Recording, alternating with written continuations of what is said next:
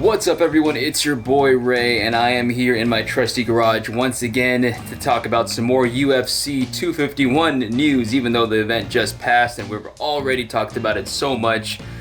I wanted to come on here to defend Mr. Kamaru Usman for his style and his way of fighting and how he defended his championship successfully against Jorge Masvidal, but don't just take it from me, take it from Michael Bisping himself. And listen, Usman's a great guy. He's a gentleman. He is. He did what he had to do. To be honest, he fought the smart fight. You know, he said it himself. And to be honest, I don't disagree with what he said. He said, what, a guy like Masvidal that hits hard, that knocks people out, you want me to go in there and swing toe to toe? Or should I use my skills that I've spent a lifetime developing to win a solid, convincing, sound, concrete, absolute victory and not take any damage? And you can't argue with that. Yeah. I mean, yes, as fans, and I myself would have preferred to see them slug it out. But from Usman's perspective, you can't blame him. You know, it's a clear-cut path to victory. But the fight started and Masvidal looked great, you know, looked sharp, looked fast, fluid combinations. He looked incredibly fast, to be honest. He threw a kick. Usman caught it straight away and took him down. But Masvidal was doing a really good job getting back to his feet. But then from there, Usman was just pushing him up against the fence a lot, as we know. I mean, I don't need to recap it. I mean, because that was round one had the most action. For me, round one was pretty exciting. But it was Masvidal that was bringing all the excitement.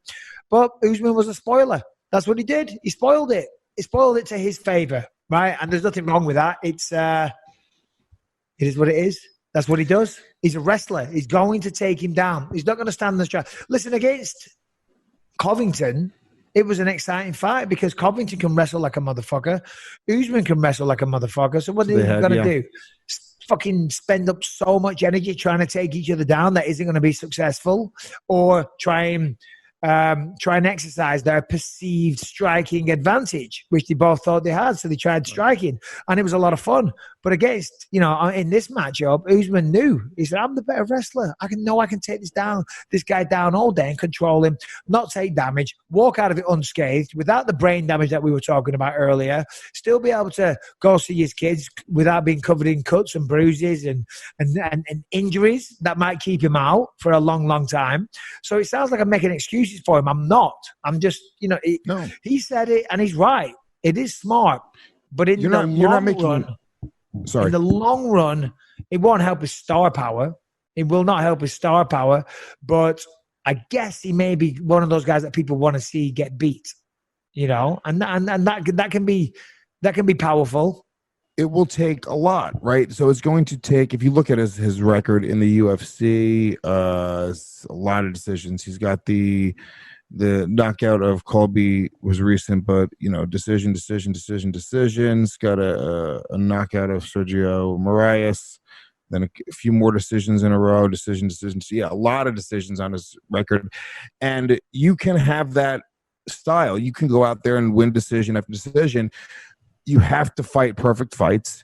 You have to have, I don't know what it is, like George St. Pierre, that was him, right? In the beginning, GSP came out and was knocking everybody out. It was George Rush St. Pierre. He was just, you know, just this ball of energy. But then he started fighting really safe fights, especially after he got the title. But he had an entire country behind him. Whatever it was, there was this it factor that George had. I don't know why George could fight boring fights and everybody still loved him. Randy Couture, boring fights. Everybody loved fucking Randy. But he had a lot of boring performances, dude. That performance against Tim Sylvia, there was one punch in that fight that was exciting. That was it. But there was an it factor there, and I don't know that Usman has that yet. Who know? I have no idea. So I think it's going to take a lot for him to overcome that. You know, it's just not that you don't really see that in modern UFC guys. Well, to be fair, and you are correct in everything you just said, Usman has, or Usman, apparently it's pronounced Usman, but he's got Nigeria. He's Nigerian, okay? He's an immigrant. He lives in America. He was pretty much raised, but he came here. He was born in Nigeria and lived he told us about it when he came on the podcast, you know? And in fact, the Nigerian president, I think he tweeted something about, you know, he basically recognized the victory that Usman had. So, you know, he does have a big country behind him, and Nigeria is the most successful economy in all of Africa. It's a it's not, you know what I mean? Okay, so basically you can't blame him because, look, I know it's super unpopular. Nobody loves to see it. He has the nickname Kamaru Usman for a reason, but this is the type of style that's so hard to beat in MMA today. This is the style that's gotten Usman to the dance. This has gotten him to the championship fight against Woodley, and this has gotten him so successful in his fights against Covington and of course most recently against his fight with Masvidal. And again, I know how unpopular that is, but you're either playing the game or you're letting the game play you. Kamaru Usman is champion for a reason, and I honestly don't really know who's going to be able to topple him with this kind of style, because he just is so good on the ground, and we've seen it in that Covington fight. He can exchange with even the best of them. So we're going to need to see somebody who not only has a really skilled wrestling background, and they need to have a really skilled striking background as well. And the closest person to come to that was probably Colby, and he got stopped in the 5th round. So maybe a fight with Gilbert Burns, who hopefully finally gets his much-deserved title shot against Usman, can be the man to dethrone Usman as well. So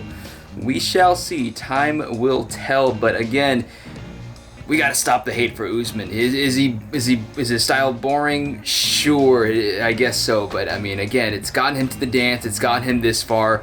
I think it's time we give the man some credit where it's due. Am I right? No? Okay, gotcha. Anyway, thanks for watching, guys. Peace out. Hope you enjoy the rest of your day.